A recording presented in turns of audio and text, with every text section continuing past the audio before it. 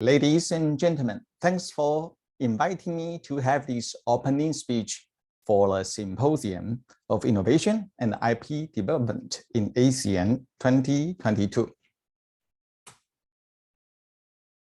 This is a wonderful and a timely event because ASEAN's IP environment is getting essential in the global innovation ecosystem.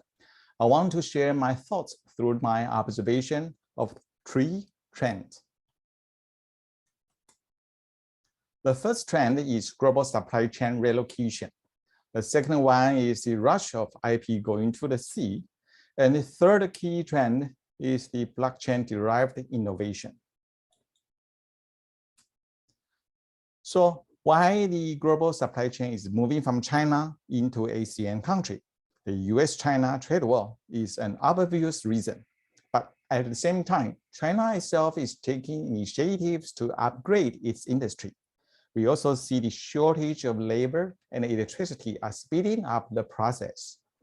A survey has indicated that 1/3 of manufacturing enterprises are planning to live in China, including so-called Big Five electronic manufacturing service enterprises from Taiwan, 电子五哥.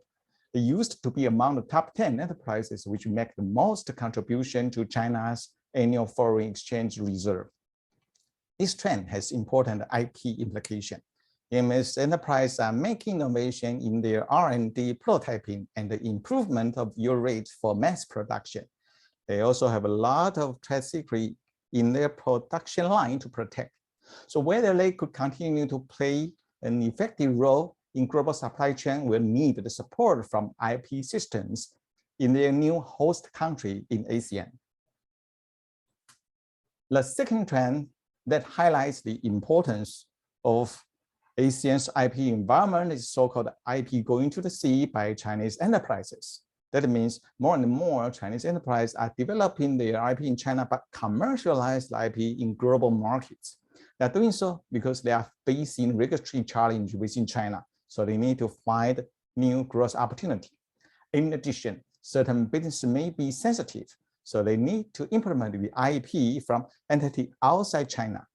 Gaming, education, cloud service are a good example. As you can see, companies like Ali, Tencent, and many others are now headquartered in Singapore, using it as a gateway into the global market. This trend is expanding to more business lines that demand IP protection, such as franchising model for intangible cultural heritage. However, IP protection is territorial. Each jurisdiction has its own IP regime. As such, these companies need to reconcile the difference. In ASEAN, they must attend to each country's IP regulatory regime to ensure their success in the global market. The third trend is that business models are emerging from blockchain-derived innovation. In this trend, we observe that blockchain applications such as Metaverse, NFT, and DeFi are gaining traction in the coming year. However, legal risks faced by such innovation are asymmetrical in different jurisdictions.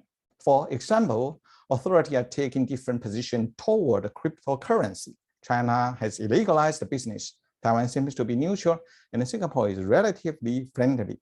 This provides a great opportunity for cross-border collaboration to handle IP, finance, and risk management in the exploration of new business models, such as the International Platform for Musical Circulation, as shown here. So let's get to the conclusion. ASEAN's IP environment is getting essential because the EMS supply chain relocation, global IP operation by Chinese enterprises, and the blockchain-derived business innovation.